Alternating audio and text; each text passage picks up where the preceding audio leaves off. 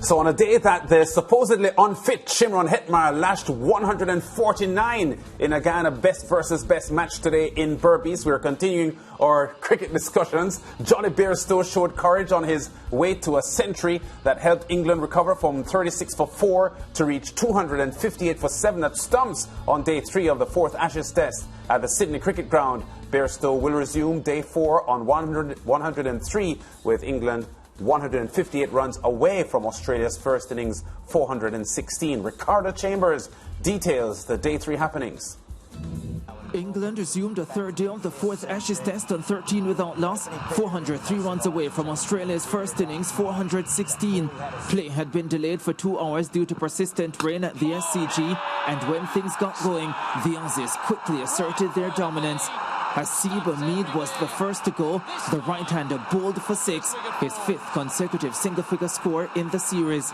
A turbulent period followed for England, where they failed to score in 70 deliveries and lost 3 wickets from 53 balls, starting with Zach Crawley, who was bowled by Scott Boland for 18. Boland also accounted for Joe Root, the captain becoming the first England batsman to score a duck in 2022. And then Cameron Green removed the uncomfortable-looking Dawid Malan. Oh, it's out. Well, there you go.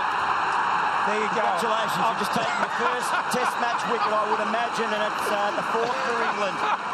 England were against the ropes at 36 for 4 and in danger of having to follow on. However, Johnny Bairstow and Ben Stokes showed fight rarely seen by England batsmen in this series, with a 128-run 5th wicket stand, although they had some luck along the way.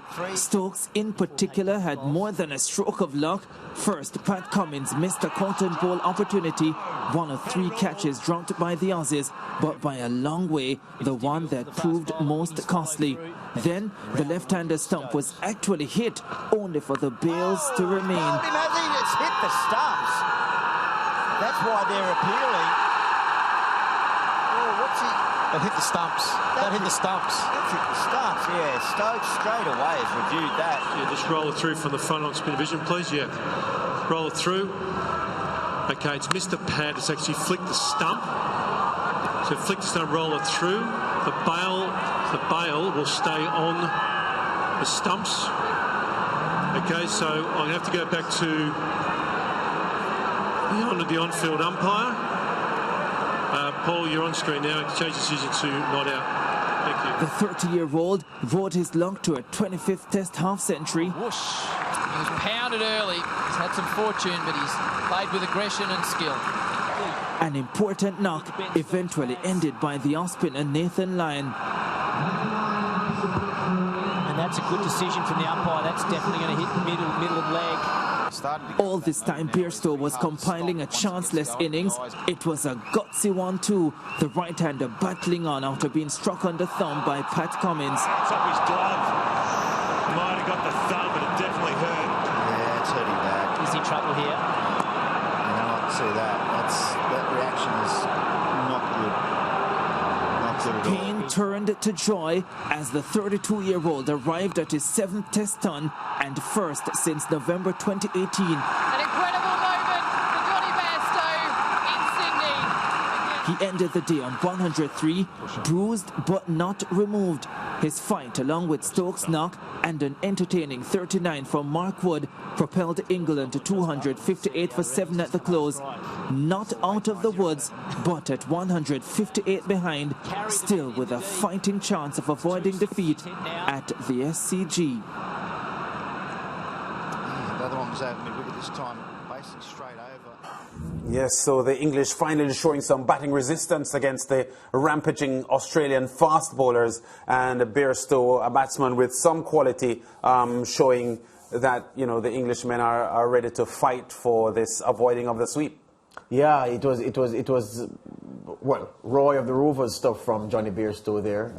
That blow in slow motion looked really painful. And I was asking you off camera how that feels, because, of course, I've never batted like that, so I don't know. Yeah. But it looks as if the thumb bent back further than it usually can go. It looked really, so to back through that. And then Ben Stokes finally came to the party. Look, I know people say the innings proves that, you know, Ben Stokes was rusty and, you know, he needed time to really hit his straps. And it wouldn't be fair because he'd been out for a long time before that first Ashes test. But what is true is that the Aussies have had the answer to Stokes and every other England batsman, including Joe Root, so far in this series. But it was good to see a class player, a quality player come out and do something good on tour. He usually reserves his best efforts for England, Ben Stokes does, like the English team. But it was very good to see him get that half-century today. A stroke-filled half-century from Stokesy. Yeah, and Scott Boland, the fast bowler who is just new to Test cricket, showing that his effort in the last Test wasn't a fluke. Yeah. Bowling really, really well. There was a point,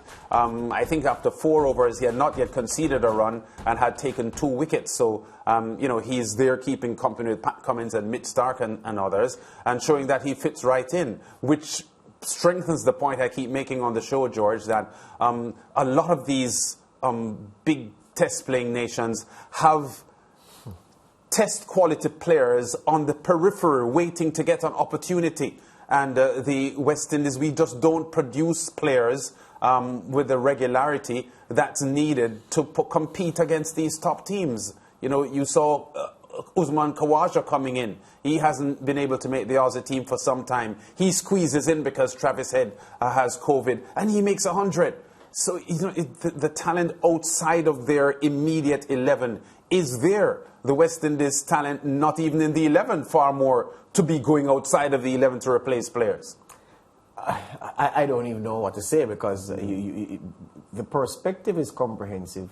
And when I look at what the Australians are doing, the new players who come in and the impact they make, or the men who've been not quite exiled but have had a long gap between the last test and now and how they perform. And I look back at what the Indians did in Australia with a young team after Kohli had gone back to attend to personal matters. And I'm saying, how is it that the West Indies is looking to be a test force again when we're debuting batsmen who are averaging 20 plus in first-class cricket? No, it doesn't work. No, that's what I'm saying. And at the end of the day, you hear people complaining about the selectors, the coach, the captain, all kinds of things. And the West Indies just aren't. We are producing the quality to give us the results that we had become accustomed to in the 70s, 80s, and part of the 90s. So the producer says, Brit, but let me ask you quickly. Yes.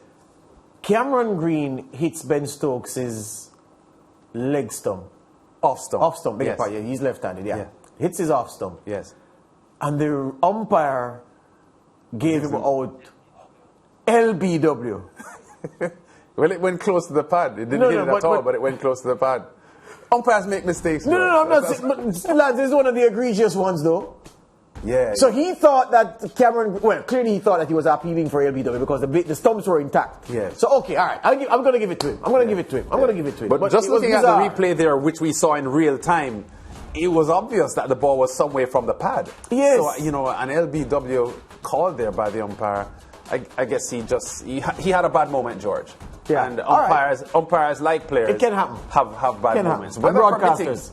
Yes. Whether permitting day 4 action in the Ashes, this 4th test, starting at 6 o'clock, half an hour than the scheduled start. That's 7 o'clock Eastern Caribbean time. Live coverage, of course, on SportsMax.